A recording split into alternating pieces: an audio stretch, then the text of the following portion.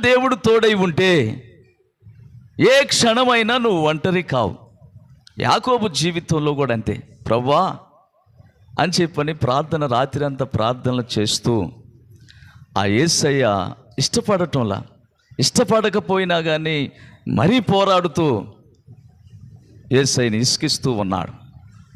ఇక లాభం లేదని చెప్పని ఒక తొంటి తొలగదీస్తాడు. కాలు నెబ్బుట్టింది, లేక నేను ప్రార్థన చేయలేను, లేక వెళ్ళిపోదాంలే అని చెప్పని అనుకోలా. హల్లెలూయా. అనుకోకుండా ఇంకా ప్రార్థన చేస్తూనే ఉన్నాడు. అయ్యా నువ్వు నాకు దయచూపయ్యా అని చెప్పని అడుగుతూనే ఉన్నాడు. అడిగినప్పుడు ఇక లాభం లేదని యేసయ్య అతన్ని కౌగిలించుకున్నాడు. దేవునికి స్తోత్రం కలుగునుగాక.